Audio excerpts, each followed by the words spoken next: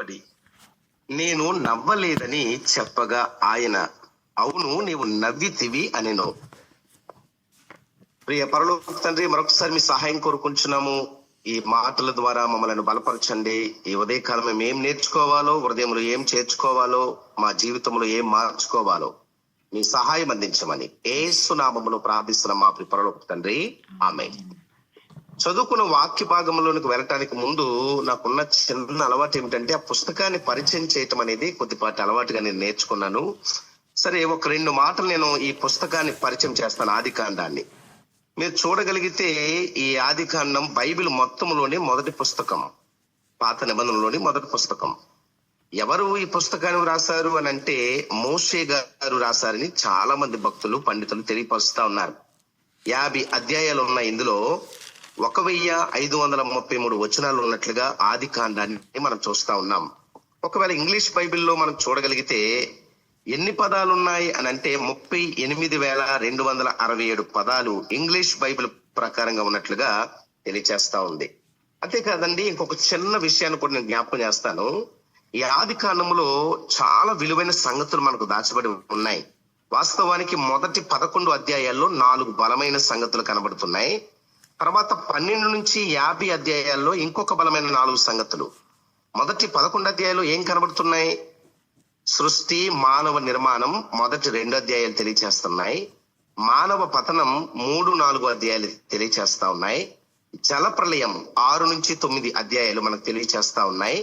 బాబేలు గోపురం 11వ అధ్యాయము మనకు తెలియచేస్తా ఉంది. ఇది మొదటి 4 భాగాలు. ఇక 12వ అధ్యాయం నుంచి 50 అధ్యాయంలో 4 ప్రాముఖ్యమైన వ్యక్తులు మనకు పరిచయం అవుతున్నారు. 4 భక్తుల జీవితాలు: అబ్రహాము, ఇస్సాకు, యాకోబు, యోసేపు. అబ్రహాము జీవితమును చూస్తా ఉంటే 12 నుంచి 25 అధ్యాయాలు భక్తుడైన అబ్రహాం గారి గురించి తెలియచేస్తా ఉన్నాయి. ఇస్సాకు గురించి 26 నుంచి 27 అధ్యాయాలు మనకు కనబడుతా ఉన్నాయి. యాకోబు జీవితం 28 నుంచి 36 అధ్యాయాలు కనబడుతున్నాయి. యోసేపు జీవితం 37 నుంచి 50 అధ్యాయాలు కనబడుతున్నాయి. ఇది ఆదికాండం కొద్దిపాటి సర్వే వివరణ. ఈ రోజు మనం ఆలోచిస్తున్నటువంటి వాక్య భాగము ఎన్నో పర్యాయాలు చదివాం. ఆదికాండం 18వ అధ్యాయము 15వ వచనంలో దేవాతి దేవుడే స్వయముగా పలుకుతున్న మాట, సారా నువ్వు నవ్వావు అంటే 12వ వచనంలో తనలో నవ్వుకొనును అనే మాట కనబడుతుంది. 15వ వచనంలో దేవాతి దేవుడు స్పష్టంగా అన్నాడు, సారా భయపడి నేను నవ్వలేదని చెప్పగా ఆయన, అవును నీవు నవ్వితివి అనెను. ఇందులో ఏం నేర్చుకోవచ్చు మనం ఈ పగటి వేళ? చూడండి, గడిచిన దినాల నుంచి భారతి గారు ఒక దైవిక క్రమంలో రోమాపత్రికలోని విలువైన సంగతులు వారు మనకు బోధిస్తా ఉన్నారు. సరే, ఈ రోజు మనం నేర్చుకోగలిగిన ఒక చిన్న పాఠం ఏమిటి అంటే, బైబిల్ గ్రంథం ఎప్పుడు కూడా మనలో ఏదో ఒక మార్పు తీసుకురావాలని ప్రయత్నం చేస్తా ఉంది. ఆ మాటకు వస్తే, మీరు ఏకీభవించగలిగితే ఆది కాండము, నిర్గమకాండం, లేవియాకాండం, సంఖ్యాకాండం, నిర్దేశకాండం, ఈ 5 పుస్తకాలే మిగిలినటువంటి 64 పుస్తకాలు రిపీట్ అవుతున్నాయి. ఈ 5 పుస్తకాల్లో చెప్పబడిన విషయాలే మిగతా పుస్తకాల్లో మనకు రిపీటెడ్ గా కనబడుతున్నాయి. అంటే ఈ పుస్తకాలు ఎంత విలువైనవో మీరు ఆలోచన చేయండి. అందుకనే ఈ హీబ్రూలో ఆలోచన చేస్తే ఈ ఆది కాండాన్ని బెరీషిత్ అన్నారు. బెరీషిత్ అంటే ఆది యందు. నిర్గమకాండాన్ని షీమోత్ అన్నారు, అంటే కొన్ని పేర్లు. ఆది యందు కొన్ని పేర్లు. లేవియాకాండాన్ని వాయిక్రా అంటే పిలుపు. ఆది యందు కొన్ని పేర్లు, పిలుచుకున్నాడు. నంబర్స్ అంటే సంఖ్యాకాండం బామిద్బార్ అంటే అరణ్యములో. ద్వితీయోపదేశకాండాన్ని దెబిరీం అంటారు, ప్రత్యక్షతలు. ఒకసారి బాగా వినండి. ఆది యందు కొన్ని పేర్లు, పిలుచుకున్నాడు, అరణ్యములో తన ప్రత్యక్షతలు చూపటానికి. అందుకని ఈ 5 పుస్తకాలని మిగిలిన పుస్తకాలన్నీ రిపీటెడ్ గా మనకు కనబడుతున్నాయి. సో దైవజనమ దేవుని బిడ్డలారా, అబ్రహాము అనే భక్తుని గురించి మనం ఆలోచిస్తా ఉన్నప్పుడు దేవాతి దేవుడు స్పష్టంగా మాట్లాడుతూ ఉన్నాడు. అబ్రహాము, నువ్వు కంగారు పడిపోవద్దు, నిరాశ పడవద్దు. నీ సంతానమును ఆకాశ నక్షత్రముల వలె విస్తరింప చేయబోతున్నాను, నీ సంతానమును నేను దీవించబోతున్నానని చెబుతున్నప్పుడు అబ్రహాము దేవుడు మాట్లాడుకుంటున్నటువంటి సంగతులు మనకు కనబడుతున్నాయి. అయితే చదువుకున్న ఈ 15వ వచనంలో భయం అంటే మన భయం మనలను ఎక్కడికి తీసుకువెళ్తుందో మనకు అర్థమవుతా ఉంది. ఈ చిన్న వచనంలో దేవుడు అన్నాడు, నువ్వు నవ్వావు అన్నాడు. శారమ్మ అంటుంది, శారా లేదు నేను నవ్వలేదు అంటుంది. ఈ చిన్న డిస్కషన్ ఎంత తీవ్రమైన నష్టాన్ని తీసుకొచ్చిందో ఈ పగటి వేళ కాస్త వివరించాలని ఆశపడతా ఉన్నాను. మనం చాలా చిన్నగా లైట్ గా తీసుకున్న విషయాలు జీవితంలో కుటుంబాల్లో ఎన్ని నష్టాలు తీసుకొస్తాయో ఈ పగటి వేళ మనం లోతుగా ఆలోచన చేయబోతా ఉన్నాం.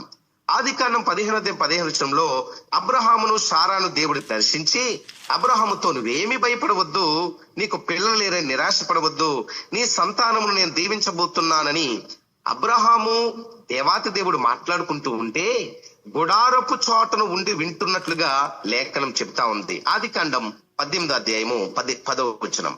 అందుకైన మీదటికి కాలమున నీ ఎద్దకు నిశ్చయముగా మరలా వచ్చేదను, అప్పుడు నీ భార్య అయిన శారాకు ఒక కుమారుడు కలుగునని చెప్పాను. శారా ఆయన వెనక నుండిన గుడారపు ద్వారమందు వినుచుండెను. బాగా వినండి, శారా చాటుగా ఉండి వినటం. ఈ చాటుగా ఉండి వినటం ఆ రోజే కాదు, ఈ రోజు కూడా ఇద్దరు మగవాళ్ళు మాట్లాడుకుంటా ఉన్నప్పుడు, ఇద్దరు వ్యక్తులు పురుషులు మాట్లాడుకుంటున్నప్పుడు చాటున వినేటువంటి అలవాటు నేటి స్త్రీలకు కూడా ఉంది. బహుశా వాళ్ళు అనుకుంటారు, అయ్యో నా భర్తకి తెలివి లేదండి, నా భర్తకు పెద్ద జ్ఞానం లేదు, ఏం మాట్లాడతాడు ఏంటో అన్నట్లు తొంగి చూడడానికి ఇష్టపడుతూ ఉంటారు. ఈ విషయము శారా గారి జీవితంలోనే చూడగలం. దేవాతి దేవుడు అబ్రహాము మాట్లాడుకుంటున్నప్పుడు గోడ చాటు ఉంటుంది. ఈ రోజు కదే అలవాటు చాలా మందికి. ఏం మాట్లాడేస్తున్నాడు, ఏం చెప్పేస్తున్నాడు నా భర్త, ఏ విషయాలు చెప్పకుండా చెప్పేస్తున్నాడని భయపడిపోతూ ఉంటారు. గల కారణం ఏమిటి అంటే ఇప్పటికీ వారి భర్తలు అమాయకులుగానే చాలా మంది భావిస్తూ ఉన్నారు. మీరు అమాయకులు అన్నంత వరకు నిజంగానే మన పురుషులు అమాయకులుగానే ఉంటారు. కానీ వాస్తవికంగా వారు కూడా ఎంతో జ్ఞానము కలిగి జ్ఞానయుక్తముగా ప్రజలతో వ్యక్తులతో మాట్లాడి కుటుంబాలు కట్టుకునే పనులు ఉన్నారు అనే విషయాన్ని ఈ పగటి వేళ నేను జ్ఞాపకం చేస్తా ఉన్నాను. ఈ చిన్న మాటను బట్టి ఏం చెప్పాలి? ఈ రోజు ఒక యజమానురాలుగా ఉన్న నీవు నీ యజమానుడు మాటకు విధేయత చూపే వ్యక్తిగా, వారి ఆలోచనలు ఏకీభవించే వ్యక్తిగా ఉండాలి అనే విషయాన్ని ఈ చిన్న మాటలు వచ్చి నేను జ్ఞాపకం చేస్తా ఉన్నాను. అలా జరుగుతూ ఉండగా దేవాతి దేవుడు మొన్నే, అంటే 1 సంవత్సరం క్రితమే చూడండి ఒకసారి, అబ్రహాము సున్నతి పొందుకున్నట్లుగా వాక్యం చెప్తా ఉంది. ఆదికాండం 17 ఒక్కసారి మీరు బైబిల్ తెరుస్తారా? 25వ వచనం. 17 వచనంలో ఏం జరుగుతుంది అని ఆలోచన చేస్తే, అతని కుమారుడైన ఇష్మాయేలు గోప్యంగా చర్మము సున్నతి చేయబడినప్పుడు అతడు 13 ఏండ్ల వాడు. ఒక్క దినమందే అబ్రహామును అతని కుమారుడైన ఇష్మాయేలును సున్నతి పొందిరి. 99వ సంవత్సరంలో ఈ సున్నతి ఇప్పటి కాల బాప్తిసం పొందుకున్నాడు. బాప్తిసం పొందుకున్న 1 సంవత్సరానికి దేవుడు ప్రత్యక్షమై, అబ్రహాము నీ సంతానం నేను ఆశీర్వదించబోతున్నాను, నీ సంతతిని విస్తరింప చేయబోతున్నాను, ఆకాశపు నక్షత్రముల వలె, ఇదిగో ఇసుక రేణువుల వలె నీ సంతానము దీవించబోతున్నానని చెప్పి దేవుడు వాగ్దానం చేస్తూ ఉన్నాడు. అయితే జరుగుతున్న సంగతి ఏమిటి? ఆ వాగ్దానము చేస్తున్న సమయంలో ఈ వాగ్దానము చేసినటువంటి దేవుని వాగ్దానాన్ని నమ్మలేని పరిస్థితిలో శారా ఉన్నట్లుగా మనం చూస్తా ఉన్నాం. ఆదికాండం 18:15 శారా భయపడి ఆమె అబద్ధం అన్నట్లుగా చూస్తా ఉన్నాం. అంటే భయం శారాని ఏం చేసింది? అబద్ధికురాలుగా చేసింది. భయం అబద్ధికులుగా చేస్తా ఉంది. ఈరోజు చాలా మంది జీవితాల్లో కొన్ని భయాలు, కొన్ని అబద్ధాలకు దారి తీస్తా ఉంది. కానీ మీకు అర్థమవుతుందా? మీరు మాట్లాడేటువంటి ఒక చిన్న అబద్ధం ఎన్ని తీవ్రమైన నష్టాలు తీసుకొస్తా ఉందో. పర్వాలేదులేండి, ఏం పర్వాలేదు, ఈ చిన్న అబద్ధమే కదా, ఏం పర్వాలేదులే, దేవుడు క్షమించేవాడే కదా అన్నట్లుగా నేటి దినాల్లో విశ్వాసులు మనం చెప్పుకుంటున్న మనలో కూడా కొన్ని అబద్ధాలు ఏలుబడి చేస్తున్నవి. అవి ఎంత నష్టాన్ని తీసుకొస్తున్నాయో ఈ కొద్ది సమయంలో మనం ఆలోచన చేయబోతా ఉన్నాం. దైవజన దేవుని బిడ్డలారా, శారా అంటుంది, నేను నవ్వలేదు అని చెప్పినందుకు ఆమె జీవితంలో 2 భయంకరమైన నష్టాలు మనం చూడగలుగుతాం ఈ పగటికి వాళ్ళ సమయంలో. ఒక అబద్ధం ఆమె జీవితంలో తీసుకొచ్చిన కొన్ని నష్టాలు ఏమిటంటే, మొట్టమొదటిగా ఆమె ఆయుష్ కాలము తగ్గిపోయింది. కొంచెం లోతుగా మీరు ఆలోచన చేయండి. బైబిల్ దేవుడు ఈ అబద్ధం విషయంలో చాలా తీవ్రంగా ఆయన స్పందిస్తా ఉన్నాడు. చాలా స్పష్టంగా దేవుడు మాట్లాడుతా ఉన్నాడు. శారా నువ్వు నవ్వావు అంటే ఏమంటుంది? లేదు నేను నవ్వలేదు. ఒకవేళ నవ్వాను అని చెబితే దేవుడు వాగ్దానం చేసినట్లుగా ఆ గర్భఫలమును ఇవ్వడేమో అన్నట్లుగా శారా అబద్ధాన్ని కప్పిపుచ్చుకోవటానికి ప్రయత్నం చేస్తా ఉంది. ఈరోజు మాటలు వింటున్న సహోదరుడా, సహోదరి, వ్యక్తిగత జీవితంలో, ఆత్మీయ జీవితంలో అన్ని విషయాల్లో నువ్వు బలంగానే ఉన్నావు. కానీ ఒక్క అబద్ధం విషయంలోనే పదే పదే పడిపోతున్నావేమో. పర్వాలేదు అన్నట్లుగా భర్త దగ్గర అబద్ధం, పర్వాలేదు అన్నట్లుగాని భార్య దగ్గర అబద్ధం, పర్వాలేదు అన్నట్లుగాని తోటి వారితో అబద్ధం, పర్వాలేదు అన్నట్లుగాని ఇంటి బిడ్డలతో కూడా అబద్ధాలు మాట్లాడచ్చు. ఈ అబద్ధాన్ని తెలియకుండానే మన జీవితాల్లో పెంచుకుంటూ పోతూ ఉన్నాం. శారమ్మ జీవితంలో భయముతో కూడిన ఒక అబద్ధం ఆమెను ఏం చేసిందంటే, ఆమె జీవితంలో ఆయుష్ తగ్గిపోయింది. తాను గర్భాన పుట్టినటువంటి కుమారుడు కలలో చూడలేకపోయినట్లుగా బైబిల్ చెప్తా ఉంది. ఒకసారి ఆదికాండం 23వ అధ్యాయము 1వ వచనం చదువుతారండి. ఆదికాండం 23వ అధ్యాయం 1వ వచనం. సారా జీవించిన కాలము అనగా సారా బ్రతికిన ఏండ్లు 127. చాలా జాగ్రత్తగా గమనించండి. 90వ సంవత్సరంలో దేవుడు సంతానముగా ఇస్సాకునిచ్చాడు. ఇస్సాకు పుట్టిన 37వ సంవత్సరానికి ఆమె ఆయుష్ కాలం పూర్తయిపోయింది. ఏం జరిగింది? ఒక అబద్ధం ఆమె అందమైన ఆయుష్ను కోల్పోయేటట్టుగా చేసింది. ఈరోజు వాక్యం వింటున్న దైవజనమా, దేవుని బిడ్డలారా, దయచేసి మన జీవితాల్లో చాలా విషయాలు చాలా పర్ఫెక్ట్ గా ఉన్నాం. మనం ఆత్మీయతలో ఎవరు కూడా వేలు ఎత్తి చూపలేనటువంటి స్థితిలో ఉన్నాం. సరే, మరి అబద్ధం విషయంలో, ఈ అబద్ధాన్ని గురించి నేను లోతుగా ఆలోచన చేస్తా ఉన్నప్పుడు దేవుడు చాలా స్పష్టంగా దీని గురించి మాట్లాడడానికి ఇష్టపడ్డాడండి. అయితే ఈ వివరాలని తెలియచేసిన తర్వాత అసలు బైబిల్ అబద్ధాన్ని దేని గురించి మాట్లాడుతుంది, అక్కడ మనం నేర్చుకోగలిగిన విషయాలు ఏమిటో నేను మీకు తెలియచేస్తాను. ఈ 23వ అధ్యాయం 1వ వచనం ప్రకారముగా ఆమె 90 సంవత్సరంలో కుమారుని కన్నది, 37వ సంవత్సరంలో చనిపోయింది. భయముతో కూడిన చిన్న అబద్ధం ఆమె ఆయుష్ కాలం తగ్గించడం మాత్రమే కాదు, రెండవ నష్టం చెప్పమంటారా, తన భర్తతో బ్రతకవలసిన ఆ దైవికమైన లేకపోతే ఆ సంసార జీవితాన్ని తాను కోల్పోయినట్లుగా చూస్తా ఉన్నాం. లేకపోతే అబ్రహాముతో జీవించవలసిన ఆ వైవాహిక జీవితాన్ని చాలా తొందరగా కోల్పోయినట్లుగా లేఖనాన్ని లోతుగా ఆలోచన చేస్తే మనకు అర్థమవుతా ఉంది. ఆయుష్ కాలం తగ్గిపోవటం మాత్రమే కాదు, తన భర్తతో అంటే అబ్రహాముతో జీవించవలసిన అందమైన జీవితాన్ని కోల్పోయింది. సంసార జీవితంలో పెళ్లి చేసుకున్న తర్వాత ఏ భార్య అయినా తన భర్తతో బ్రతుకు కాలం అంతా ఉండాలి. పెళ్లి చేసుకునేటప్పుడు ప్రమాణములు చేయిస్తా ఉంటాం, బ్రతుకు కాలం అంతా. ఆ మాట నిజం చెప్పండి, పురుషుడైనా స్త్రీ అయినా తన భర్త తన ఎదుట ఉంటే చాలు, ఏమీ లేకపోయినా పర్వాలేదు. తన భార్య తన ఎదుట ఉంటే చాలు, ఏమీ లేకపోయినా పర్వాలేదు. కానీ ఆలోచన చేయండి, మీరు గమనించాలి. ఆదికాండం 25వ అధ్యాయం 7వ వచనం చదువుతా ఉంటే ఒక చక్కటి మాట కనబడతా ఉంది. 25వ అధ్యాయము 7వ వచనం. అబ్రహాము బ్రతికిన సంవత్సరములు 175. ఇప్పుడు శారమ్మ బ్రతికిన సంవత్సరములు 127. 175, 127 మైనస్ చేస్తే దాదాపుగా 48 సంవత్సరాల దాంపత్య జీవితాన్ని శారమ్మ కోల్పోయినట్లుగా చూస్తా ఉన్నాం. కారణం ఏమిటి? ఒక చిన్న అబద్ధం. ఈరోజు మాటలు వింటున్న దైవజనమా, ఈ చిన్న విషయాన్ని లోతుగా ఆలోచన చేయండి. విశ్వాస జీవితంలో ఎంత ఆత్మీయంగా ఎదుగుతున్నా మనం అన్ని విడిచిపెట్టాం, కానీ ఇంకా అబద్ధాన్ని ఇంకా పట్టుకునే ఉన్నాం. అవసరం వచ్చినప్పుడు దాన్ని వాడుతున్నాం, అవకాశం దొరికితే దాన్ని వాడుతున్నాం.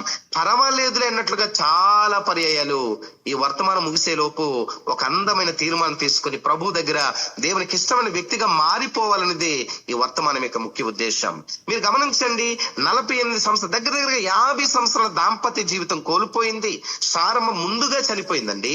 175 సంవత్సరాలు అబ్రహాం బ్రతికితే 127లోనే ఆమె చనిపోయినట్లుగా చూస్తా ఉన్నాం. అంటే తన ఆయుష్ కాలం కోల్పోవటం మాత్రమే కాదు, తన సంసార జీవితం కుప్పకూలిపోవటానికి కారణం ఒక చిన్న అబద్ధం అనే విషయాన్ని ఈరోజు వాక్యపు కోణములోంచి మనం ఆలోచన చేయబోతా ఉన్నాం. దైవజనమా, మిమ్మల్ని భయపెట్టాలను, మరొక విధంగా బాధ పెట్టాలన్న ఉద్దేశం కాదు, కానీ బైబిల్ మనకి ఏం చెబుతుందో జ్ఞాపకం చేస్తా ఉన్నాను. ఒక్క చిన్న అబద్ధం, భయముతో కూడిన అబద్ధం. నేను నవ్వలేదు. లేదు లేదు లేదు, నువ్వు నవ్వావు. దేవుని వాగ్దానాన్ని విశ్వసించలేకపోయావు. ఇదిగో యెహోవాకు అసాధ్యమైనది ఏదైనా కలదా అని దేవుడే మాట్లాడాడంటే శారమ్మ నవ్వు వెనుక ఉన్నటువంటి ఒక విషయాన్ని నేను జ్ఞాపకం చేస్తున్నాను. ఒకసారి రండి, 18వ అధ్యాయంలో 11వ వచనం వాక్యం ఇలా చెప్తుంది. అబ్రహామును శారాయును బహుకాలము గడిచిన వృద్ధులై ఉండిరి. స్త్రీ ధర్మము శారాకు నిలిచిపోయిన గనుక శారా అనుకుంటుందట మనసులో. 12వ వచనం, నేను బలము ఉడికిన దాననైన తరువాత నాకు సుఖము కలుగునా, నా యజమానుడు వృద్ధుడై ఉన్నాడు కదా అని తనలో తాను నవ్వుకునేను. నిజమే, ఆమె నవ్వు వెనక కొన్ని కారణాలు ఉన్నాయి. అవి సమర్థించగలిగే కారణాలుగానే కనబడుతున్నాయి. కానీ దేవుడు దాన్ని ఎంత తీవ్రంగా తీసుకున్నాడు, దాన్ని ఎంత సీరియస్ గా తీసుకున్నాడు అంటే నాకు అసాధ్యమని. కింద చూడండి, ప్రభు మాట్లాడుతా ఉన్నాడు. ఆ మాట ఎంత ధైర్యం ఇస్తా ఉంది. 14వ వచనంలో ఆయన అంటారు, 14వ వచనం 14వ వచనంలో, యెహోవాకు అసాధ్యమైనది ఏదైనా ఉన్నదా? అంటే ఈ రోజు మనం గమనించాలి, దేవుని వాగ్దానాన్ని అపనమ్మికతో మనము స్వీకరించినప్పుడు ఈ అపనమ్మిక నేను ఒక అబద్ధానికి దారితీస్తా ఉంది. ఆ ఒక్క అబద్ధం నీ ఆయుష్కాలం తగ్గిస్తా ఉంది. ఆ ఒక్క అబద్ధం నీ సంసార వైవాహిక జీవితంలో నీ జీవితం ముగిసిపోయేటట్టుగా చేస్తా ఉంది. ఈ మాటలు వింటున్న దైవజనమా, దేవుని బిడ్డలారా, భయముతో కూడిన చిన్న అబద్ధం తన జీవితములో తన భర్తతో జీవించవలసిన కుటుంబ జీవితాన్ని కోల్పోయిందని వాక్యం సెలవిస్తా ఉంది. సంగమా, దేవుని బిడ్డలారా, ఆలోచన చేయండి. అయితే మాట్లాడుచున్న నీ జీవితంలో, ఈ అబద్ధములలో కొనసాగుతున్న నీ జీవితంలో ఈ అబద్ధములు ఆడేవారందరినీ దేవుడు దేంతో పోల్చాడు? యోహాను సువార్త 8వ అధ్యాయము 44వ వచనములో అబద్ధములు మాట్లాడే వారందరినీ దేవుడు వాక్యములో ఏమని పోల్చిందంటే, అబద్ధికులు అందరినీ ఇదిగో సాతాను స్వభావం కలిగిన వారితో పోల్చింది. అపవాది స్వభావం కలిగిన వారట అబద్ధికులు. ఈరోజు ఈ అబద్ధం విషయంలో నిర్లక్ష్యంగా ఉంటున్నామేమో, ఒక్కసారి ఆలోచన చేద్దాం. ఈ అబద్ధం విషయంలో బలహీనమైపోతున్నామేమో, అది సాతాను స్వభావం. ఈరోజు యేసు రక్తములో కడగబడిన నీవు, సహవాసంలో కొనసాగుతున్న నీవు, ఆత్మీయ జీవితంలో ఇలాంటి డివోషన్, ఎర్లీ మార్నింగ్ డివోషన్ లో దేవుని కొరకు ప్రత్యేకంగా బ్రతుకుతున్న నీవు దైవ స్వభావమునే కలిగి ఉండాలి తప్ప అబద్ధీకుడైన అపవాది స్వభావం నీవు కలిగి ఉండకూడదని వాక్యము స్పష్టంగా మాట్లాడుతా ఉంది. ఇదే విషయాన్ని ఇశ్రాయేలీయులు ఆ కట్టబడిన మందిర విషయంలో దేవాతి దేవుడు ఇశ్రాయేలు ప్రజల గురించి మాట్లాడుతూ యిర్మీయా గ్రంథం 9వ అధ్యాయం 5వ వచనంలో ఏమంటుంది వాక్యం? యిర్మీయా గ్రంథం 9వ అధ్యాయం 5వ వచనంలో ఇలాగంటుంది, అబద్ధములు ఆడటం అభ్యాసం చేస్తున్నారు ఆనాటి ఇశ్రాయేలు ప్రజలటండి అబద్ధమును అభ్యాసం చేస్తా ఉన్నారట. ఇశ్రాయేలు ప్రజలే కాదు, ఈ రోజు కూర్చున్న నీవు నేను కూడా తెలియకుండానే వీటిని అభ్యాసం చేస్తున్నాం. వీటిని నేర్చుకుంటూ పిల్లలకు నేర్పిస్తూ ఉన్నాం. చిన్నప్పుడు పిల్లలు అబద్ధాలు ఆడుతుంటే మురిసిపోయి ముద్దులు పెట్టేసుకుంటా ఉన్నామే, కానీ ఆ ఒక్క అబద్ధం ఆ చిన్న బిడ్డ జీవితాన్ని ఎంత ప్రభావితం చేస్తా ఉందో ఈనాడు చాలా మంది గుర్తించలేకపోతున్నారు.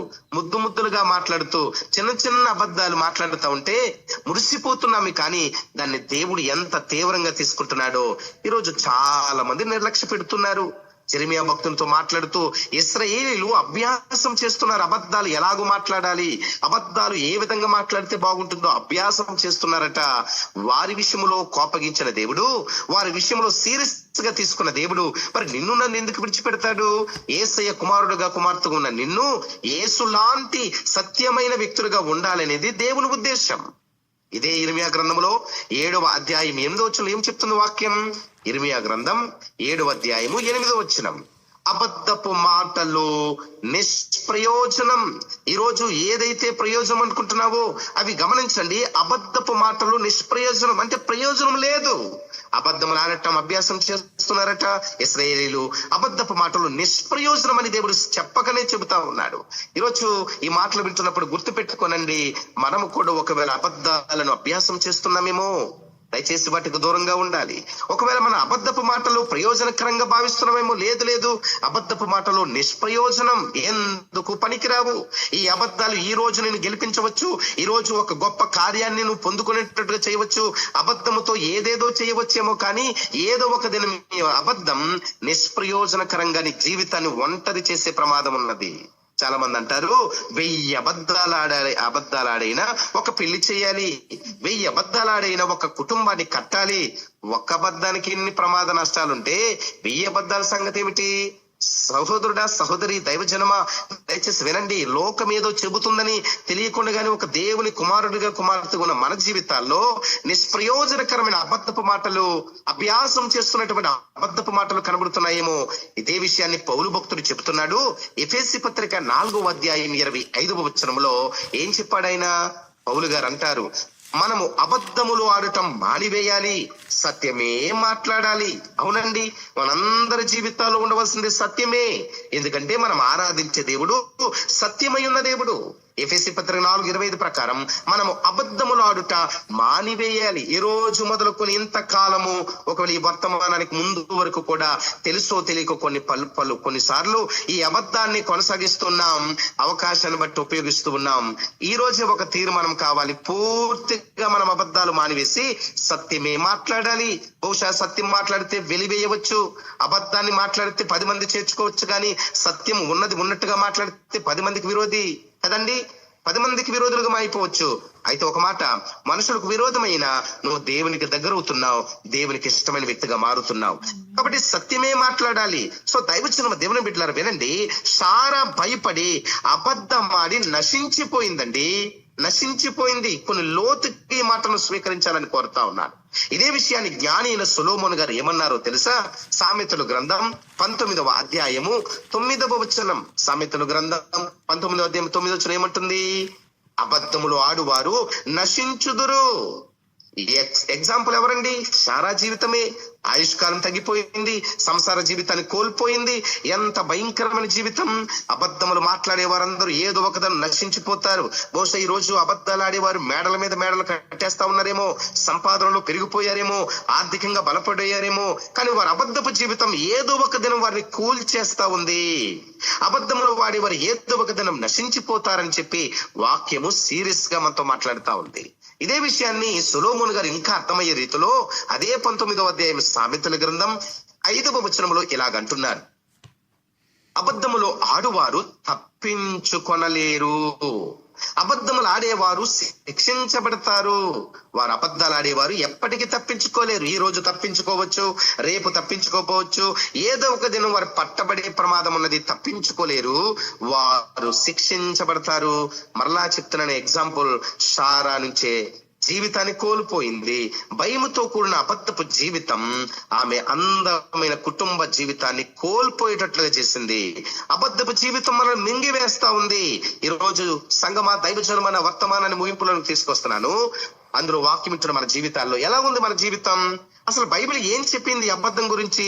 మీరు ఎప్పుడైనా ఆలోచన చేశారండి? ఈ అబద్ధం గురించి చాలా కఠినంగా దేవుడు మాట్లాడుతూ వచ్చాడు. వాస్తవికంగా బైబిల్ మొత్తం మీరు గమనిస్తా ఉంటే ఈ అబద్ధానికి దేవుడు పూర్తిగా వ్యతిరేకంగా ఉన్నాడు. ఒక్క మాటలో చెప్పాలి అంటే అది భయంకరమైన పాపముగా పరిగణించాడు. కొన్ని విషయాలు మీతో నేను పంచుకుంటున్నాను. సామెతలు 12:22 ప్రకారం దేవుడు అబద్ధములు ఆడే వారిని అసహించుకుంటాడు.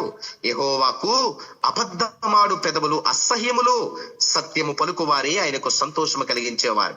అదే సామెతల గ్రంథం 6:16-19 వరకు యెహోవా అసహించుకున్న 7 విషయాల్లో అబద్ధమాడు నాలుక ఒకటి ఉన్నట్లుగా వాక్యం సెలవిస్తా ఉంది. ఇక రెండవదిగా ఈ అబద్ధం గురించి బైబిల్ ఏం చెప్తుందంటే ఆజ్ఞలలో ఒకటట, వన్ ఆఫ్ ది కమాండ్మెంట్. నిర్గమాకాండం 20వ అధ్యాయం 16వ వచనం ప్రకారముగా 10 ఆజ్ఞలలో ఒక ఆజ్ఞ, నీ పొరుగు వాని మీద అబద్ధ సాక్ష్యము పలుకకూడదని స్పష్టంగా చెప్పబడింది. You shall not bear false witness against your neighbour. ఎంత స్పష్టంగా చెప్తుందండి. మూడవది, ఈ అబద్ధం గురించి బైబిల్ చెప్తుంది ఇది పాత స్వభావం, ఓల్డ్ సెల్ఫ్ అని వాక్యం స్పష్టంగా చెప్తుంది. క్రైస్తవులు ఏమండి, రక్షించబడిన దేవుని బిడ్డలు వారి పాత స్వభావం నుండి వైదొలిగి సత్యమును మాట్లాడాలని కొలస్సీ పత్రిక 3వ అధ్యాయం 9వ వచనం బోధిస్తా ఉంది. ఒకనితో ఒకడు అబద్ధమాడకుడి, మీరు పూర్వ స్వభావమును దాని క్రియలను విసర్జించి ఉన్నారు గనుక దయచేసి మీ పాత స్వభావమును విడిచిపెట్టండి అని చెప్పి బైబిల్ చెప్తా ఉంది. ఇక 4వదిగా ఈ అబద్ధం గురించి బైబిల్ చెప్పే మాట ఏంటంటే కనెక్షన్ టు ది డెవిల్, అంటే సాతానుతో సంబంధం. యోహాను సువార్త 8:44లో ఏముంటుంది వాక్యం? యోహాను సువార్త 8:44లో యేసు సాతాను గురించి మాట్లాడుతూ, వాడు మొదటి నుండి నరహంతకుడు, మీ తండ్రి అపవాది అని వాడు అబద్ధమాడినప్పుడు తన స్వభావమును అనుసరించి మాట్లాడును, వాడు అబద్ధీకుడును, అబద్ధమునకు జనకుడై ఉన్నాడని చెబుతున్నాడు. అబద్ధం సాతాను స్వభావం. ఇక 5వది బైబిల్ చెప్పేటువంటి వివరణ ఏంటంటే పనిష్మెంట్. అబద్ధం అనేది ఒక పనిష్మెంట్ అట. ప్రకటన గ్రంథము 21వ అధ్యాయము 8వ వచనం ప్రకారం అబద్ధీకులకు అగ్ని గంధకములతో మండు గుండములో భాగముంటుంది.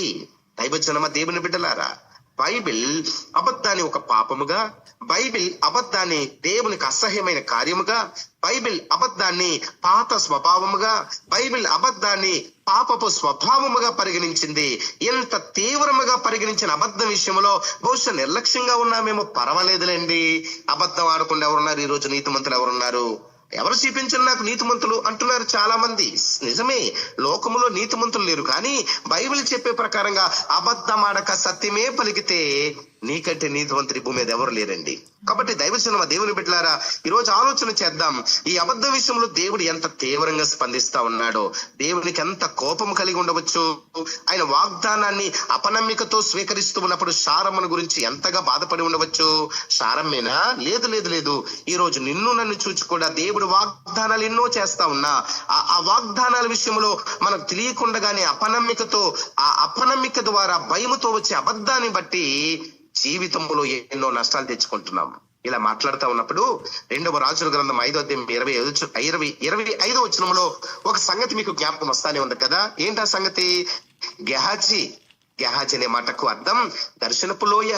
ప్రజలకు దర్శనాలు చెప్పేవాడు, దాని అర్థాలు చెప్పేవాడు, ప్రజల భవిష్యత్తు గురించి మాట్లాడేవాడు. ఎవరి గెహాజీ? ఏలియా. తిష్బీయుడు ప్రజలు దేవుని తట్టు తిప్పేవాడు. ఎలీషా దేవుని కొరకు ఫలించేవాడు. ఏలియా తర్వాత ఎవరంటే ఎలీషా అని మాట్లాడేవారు ఆనాటి దినాల్లో. ఎలీషా తర్వాత ఎవరండి? ఇంకెవరు? గెహాజీ అని మాట్లాడేది ఆనాటి సమాజం. అటువంటి ఎలీషా తర్వాత అంత ఉన్నతమైన స్థితిలో ఉండవలసిన గెహాజీ ఒక చిన్న అబద్ధం ఘోరమైన దీర్ఘకాలికమైన వ్యాధిని కొని తెచ్చుకున్నట్టుగా చేసింది. మీరు తెలుసు, అవన్నీ నేను వివరించట్లేదు. ఒక అబద్ధం అడుగుతున్నాడు ఎలీషా. ఎక్కడికి వెళ్ళావు? లేదు లేదు, నేను ఎక్కడికి వెళ్ళలేదు, ఇక్కడే ఉన్నాను. ఆ రథములు వెంబడి పరిగెడుతున్నప్పుడు నా ఆత్మ నీతో కూడా రాలేదా? ఎందుకు అబద్ధం ఆడావు? నీ అబద్ధమును బట్టి నయమాను ఏ రోగమునైతే విడిచిపెట్టాడో అదే రోగం నీ ఇంటికి, నీ కుటుంబానికి, నీ బిడ్డలకు తరతరములకు ఒక శాపంగా జరుగుతుందని చెప్పి దేవుడు కఠినంగా స్పందించాడు. ఏం జరిగింది? ఏలియా తర్వాత ఎలీషా తర్వాత గెహాజీ అని చెప్పుకోవాల్సిన మనం ఈ రోజు గెహాజీ గురించి జీవితాన్ని అక్కడితో ముగిసిపోయింది. ఆయన గురించి మాట్లాడడానికి చరిత్ర ఏమీ లేదు. సంగమా, దేవుని వాక్యం వింటున్న దైవజనమా, సహోదరుడా, సహోదరి, నువ్వెవరైనా కావచ్చు, ఒక చిన్న అబద్ధం నీ ప్రమోషన్ ఆపివేస్తా ఉందేమో. దేవునిలో పరిపూర్ణమైనటువంటి వ్యక్తిగా, ఉన్నతమైన స్థితిలో నేను ఉంచాలని, ఆధ్యాత్మికంగా నేను పరిపూర్ణమైన వ్యక్తిగా నేను మార్చాలని ఎన్నో పర్యాయములు పరిశుద్ధాత్ముడు సిద్ధపడ్డాడు. కానీ ఒక అబద్ధపు మాటలు, ఒక అబద్ధపు జీవితం నీకు తెలియకుండానే నీ దైవిక ఆశీర్వాదాలను నీకు దూరం చేస్తూ వచ్చింది. సెకండ్ ఎగ్జాంపుల్ మీకు తెలుసు, అపోస్తుల కార్యములు 5వ అధ్యాయము 1 నుంచి 10 వరకు చూస్తా ఉన్నప్పుడు నేను అంటానండి, కుటుంబం మనందరికి మించిన భక్తి కలిగిన కుటుంబం. అననీయ సప్పీరాలు ఇలాగ అనుకున్నారట, మన స్థిర ఆస్తులు అమ్మి దైవజనుడికి ఇచ్చేద్దాం. ఆ దినములలో ప్రజలు దేవునికి ఇవ్వటంలో వారి చేతులు చాలా పెద్దవి. ఈ రోజు మన చేతులు చిన్నవి, కానీ ఆ రోజు వారి చేతులు చాలా పెద్దవండి. వారు కొన్నవన్నీ అమ్మి వేసి ఇచ్చేయాలనుకున్నారు. అయితే చిన్న విషయం ఆలోచన చేయాలి. వారి ఆలోచన, వారి ఉద్దేశం, వారి ఆలోచన ఇవన్నీ కరెక్టే. కానీ ఏం జరిగిందంటారు? ఒక చిన్న అబద్ధం కొంత దాచుకుని కొంత తీసుకొచ్చారు. దేవుడు దాన్ని సీరియస్ గా తీసుకున్నాడు. మీరు గమనించండి, పాత నిబంధనలు కాదు, కొత్త నిబంధనలు కూడా చాలా సీరియస్ గా తీసుకున్నాడు. పేతురు దైవజనుడు అంటాడు, ఎందుకు మీరు దేవుని మోసపుచ్చుతున్నారు? పరిశుద్ధాత్మ దేవునికి వ్యతిరేకంగా ఎందుకు నిర్ణయం తీసుకున్నారు? ఈ ఒక్క అబద్ధం మీ అందమైన జీవితాన్ని కూల్చేస్తుంది అన్నట్లుగా దైవజనుడు మాట్లాడుతూ ఉండగానే పడి చనిపోయినట్లుగా చూస్తా ఉన్నాం. గెహాజీ ఏమో దీర్ఘకాలికమైన రోగాన్ని కొని తెచ్చుకుంటే, అననీయ సప్పీరాలు దీర్ఘకాలిక మరణం, జీవితమే లేకుండా పోయింది అననీయ సప్పీరాల జీవితంలో ఒక్క అబద్ధం. ఈరోజు ఈ మాటలు వింటున్న సోదరుడే, సహోదరి, సారం అంటుంది, నేను నవ్వలేదు. లేదు లేదు, నువ్వు నవ్వావు. మనుషులు దాన్ని చాలా ఈజీగా తీసుకున్నారు, టేక్ ఇట్ ఈజీగా తీసుకున్నారు, కానీ దేవుడు సీరియస్ గా తీసుకుంటున్నాడు. తల్లి, కొన్ని విషయాల్లో నువ్వు చాలా చాలా లైట్ గా తీసుకున్నావు కొన్ని విషయాలు, కానీ దేవుడు చాలా సీరియస్ గా తీసుకుంటున్నాడు. ఎందుకంటే నీ దేవుడు రోషము కలిగిన వాడు. నిన్ను కూడా అంత రోషము కలిగిన వ్యక్తిగా, అంత పవర్ఫుల్ వ్యక్తిగా నేను మార్చాలని, తన పోలికలోకి నేను మార్చాలని తపన కలిగిన దేవుడు నీలో, ఆయనలో ఏమీ లేదో నీలో అది ఉండకూడదనే ఉద్దేశంతోనే పలుమార్లు వాక్యము ద్వారా హెచ్చరిస్తూ ఉన్నా పెడచెవి పెట్టుకుంటున్నావు, దులుపు వేసుకుని వెళ్ళిపోతున్నావు. ఎంత అద్భుతమైన మాటలు మాట్లాడుతున్నా నిర్లక్ష్య వైఖరి. ఎవరికి నేను ముగించడానికి ఇష్టపడుతున్నాను. ఇదే విషయాన్ని పాత నిబంధనలో మీకా భక్తుడు చక్కగా చెప్పాడండి. మీకా గ్రంథం 6వ అధ్యాయము 12, 13, 14, 15 వచనాల్లో 7 నష్టాలున్నాయి అబద్ధములాడే వారి జీవితాల్లో. ఈ అబద్ధపు జీవితాన్ని కొనసాగించే వారి జీవితాల్లో 7 రకాల నష్టాలు. వివరించాలని చాలా టైం అవుతుంది కానీ ఈ 4-5 నిమిషాలు ముగించడానికి ఇష్టపడతా ఉన్నాను. రండి ఒకసారి మీకా గ్రంథం 6వ అధ్యాయం 12 వచనంలో అబద్ధీకులకు కలిగి 7 నష్టాల్లో వారి నోరు అబద్ధం ఆడుతుందట. అందుకే బైబిల్ చెప్తుంది, అదిగో ఆ అబద్ధం ఏం చేస్తుంది తెలుసా, నీకు తీవ్రమైన నష్టాన్ని కొని తీసుకొస్తా ఉంది. అందుకే మీకా గ్రంథంలో ఆ విషయాన్ని చెప్పాడండి. ఒక్కసారి మీరు బైబిల్ తెరుస్తున్నారు నమ్ముతున్నాను. ఏ సేవకుడు చెప్పినా ఎవరు చెప్పినా బైబిల్ తెరిచి చూచి పరిశీలన చేయాలి. బెరేయా సంఘానికి కూడా ప్రత్యేకత ఏమిటంటే వారు ఎవరు చెప్పినంత తొందరగా నమ్మరటండి. వారు నమ్మాలంటే లేఖనములు అలాగ ఉండాలి. పరీక్షించారు, పరిశీలన చేశారు, అప్పుడే వారు దేవుని మాటలు హృదయంలో చేర్చుకునేవారు. ఈ రోజు మన మధ్యలో చాలా మంది బయలుదేరి వాక్యములు లేనివి చెప్పి విశ్వాసం గలిబిలి చేసే ప్రమాదం ఉన్నది. అందుకే బైబిల్లో ఉన్నదో లేదో చూడండి. మీకా గ్రంథం 6వ అధ్యాయంలో కాబట్టి నీవు 13వ వచనం, బాగుపడకుండా నేను నీ పాపములను బట్టి నిన్ను పాడు చేసి మొత్తెదను. వింటున్నారా? ఈ అబద్ధం చేసే మొదటి నష్టం దేవుడు అంటాడు, నేనే నిన్ను పాడు చేస్తాను. నీ కుటుంబాన్ని, నీ ఆరోగ్యాన్ని, నీ పరిస్థితులను నేనే నిన్ను పాడు చేస్తాను. ఎవరి విషయంలో? అబద్ధములాడే వారి విషయంలో దేవుడే వారిని పాడు చేస్తానంటున్నాడు. అమ్మా, దేవుడు పాడు చేస్తే ప్రపంచంలో ఎవరైనా బాగు చేయగలరా? లేదండి. దేవుడే కఠినముగా మాట్లాడుతున్నాడు. ఆలోచన చేద్దాం. ఎందుకంటే ఇంత కఠినత్వం? దేవుడు జాలి కలిగిన వాడు కదా, ప్రేమ కలిగిన వాడు కదా. నిజమే, ఇది పాత నిబంధనలో చెప్పబడుతున్న విషయాలు. దేవుడు చాలా సీరియస్ గా మాట్లాడుతున్నాడు ఇశ్రాయేలు ప్రజల జీవితాల్లో. దేవునికి వారు ఎంత దూరం అయిపోతున్నారో మాట్లాడుతూ, ఇదిగో మీ నోటి అబద్ధమును బట్టి నేనే నిన్ను పాడు చేస్తాను. మొదటి మాట. ఇక రెండవదిగా మీరు చూడగలిగితే 14వ వచనం, నీవు భోజనం చేసినను నీకు తృప్తి కానేరదు. వింటున్నారా ఈ మాట? ఈ 6వ అధ్యాయం 14వ వచనంలో నువ్వు భోజనం చేసిన తృప్తి ఉండదు, ఎప్పుడు పస్తే. ఈ అబద్ధం ఆడే వారి జీవితంలో రెండవ నష్టం పస్తుతో కూడిన జీవితం. అబద్ధానికి దేవుడిచ్చే ఫలం తృప్తి లేని జీవితం. అవును కదండి. ఈ రోజు నువ్వు ఎంత సంపాదిస్తూ ఉన్నా, ఎంత కూడబెడుతూ ఉన్నా, ఎంత జాగ్రత్త పరుస్తున్నా తృప్తి లేదు. నీ దగ్గరున్న దానికంటే నీ దగ్గర లేని దానికోసం ఎక్కువ ఆరాట పడిపోతున్నావు. తృప్తి లేని జీవితానికి గల కారణం దేవుడు, కారణం అబద్ధం. అబద్ధము నిన్ను పాడు చేస్తా ఉంది. అబద్ధం నీకు తృప్తి లేకుండా పస్తు పడేటట్లుగా చేస్తా ఉంది. ఇదంతా దేవుడు దగ్గర నుంచి నీకు వచ్చేటువంటి పరీక్షలు లేక శిక్ష అనే విషయాన్ని గమనించాలి. ఇక మూడవదిగా మీకా గ్రంథం 6వ అధ్యాయం 14వ వచనంలో ఇదిగో నీది నీదిగా ఉండకుండా చేస్తాను అంటున్నాడు దేవుడు. ఎంతవరకు నువ్వేదనుకున్నావో అది నీది కాకుండా చేస్తాను. నీవేమైనా తీసుకుపోయినాను అది నీకుండదు. వింటున్నారా? నీది ఇప్పటి వరకు ఈ ఇల్లు నాది అనుకున్నావు, అది నీది కాకుండా చేస్తాడట. ఈ వస్తువు నాది అనుకున్నావు, ఏదైతే నీది అనుకుంటూ ఇంతకాలము కొనసాగావో అది నీది కాకుండా చేస్తాను. దాన్ని పోగొట్టుకుంటావు. ఇది నాది అనుకున్నది ఏది లేకుండా నేను ఒంటరిని చేస్తాను అంటున్నాడు. గల కారణం ఒక్క అబద్ధం. సంగమా, దైవజనమ, దేవుని బిడ్డలారా, ఎంత సీరియస్ గా తీసుకున్నాడండి దేవుడు. మరి ఎంతకాలం ఎందుకు నిర్లక్ష్యంగా ఉన్నాము? తెలుసో తెలియక ఇంకా అబద్ధపు జీవితాన్ని కొనసాగిస్తా ఉన్నాం. మన జీఎల్ఎం పరిచర్లున్న ఏ ఒక్కరు కూడా ఈ అబద్ధపు జీవితంలో ఉండకుండుదురుగాక. కారణం ఏమిటో చెప్పమంటారా? ఎందుకంటే ఒక ఆత్మీయ నడిపింపులో మనం వెళ్తున్నాం. దైవ సేవకురాలు భారతి గారు మనందరినీ ఆత్మీయ కోణములో నడిపిస్తున్నారు. లోకానికి ప్రత్యేకించబడిన వారముగా, మిగతా వారికి వేరుగా భిన్నమైన ఆత్మీయతలో కొనసాగే వారం మనం. ఇక ఎన్నటికీ మన జీవితాల్లో అబద్ధములకు చోటు ఉండనే కూడదనే విషయాన్ని ఈ ఉదయకాలం సూటిగా పరిశుద్ధాత్ముడు మనతో మాట్లాడుతా ఉన్నాడు. సంగమా, ఆలోచన చేస్తా ఉంటే మూడవ నష్టం ఏమిటి? ఈ అబద్ధములు ఆడే వారికి మొదట నేను పాడు చేస్తానన్నాడు. రెండవదిగా నిన్ను తృప్తి లేకుండా చేస్తానంటున్నాడు. మూడవది నీదిగా ఉండకుండా చేస్తానంటున్నాడు. నాలుగవదిగా మీకా గ్రంథం 6వ అధ్యాయం 14వ వచనంలో నీవేదైతే భద్రం చేసుకున్నావో అది దోచుకొనబడుతుంది. ఏదైతే దాచుకుంటున్నావో దాన్ని దోచుకునేటట్టుగా దేవుడు అనుమతిస్తాడట. నీ విలువైనది దేవుడు దోపుడికి అప్పగిస్తానంటున్నాడు. నీ అబద్ధం నేను దోపిడికి అప్పగిస్తా ఉంది. నువ్వేదైతే దాచుకున్నావో, ఏదైతే సమకూర్చుకున్నావో, ఇంతకాలము కాపాడుకున్నది దోపిడీదారికి అప్పగిస్తానంటున్నాడు దేవుడు. చూడండి, ఒకసారి ఆలోచన చేయండి. మీకా గ్రంథములో దేవుడు ఎంత కఠినంగా మాట్లాడుతా ఉన్నాడు. ప్రజల విచ్చలవిడి వైఖరి, దేవునితోని అబద్ధం, దైవజనులతోని అబద్ధం, సేవకురాలతోని అబద్ధం, విశ్వాస జీవితంలో ఏదైతే విడిచిపెట్టాలో, ఏదైతే దేవుడు కోపంగా మార్చాడో, కఠినంగా మాట్లాడాడో దాన్నే చులకనగా చేసుకుని మనం బ్రతుకుతున్నాం. నువ్వేదైతే భద్రం చేసుకున్నావో అది దోచుకొనబడుతుంది. 4వది. ఇక 5వది మీకా గ్రంథం 6:15 నీవు విత్తనము విత్తుదువు గాని కోయక ఉంటావు. సంగమ దేవుని బిడ్డలారా, ఒకసారి ఆలోచన చేయండి. క్షమించండి. నీవు ఏదైతే విత్తనం విత్తుతావో కోయకు. అదేంటి? విత్తనం నువ్వు విత్తడం ఏమిటి? ఎవరో వచ్చి నీ పంట కోయటం ఏమిటి? ఖర్చు పెట్టడమే గాని ఫలితం ఉండదటండి. పెట్టుబడి పెట్టడమే గాని ఫలితం ఉండదు. నీ కష్టాజీతాన్ని ఎవరో వచ్చి అనుభవిస్తారట. అబద్ధము వలన నీ ప్రయత్నములలో విజయము ఉండదన్న విషయాన్ని దేవుడు స్పష్టంగా చెబుతున్నాడు.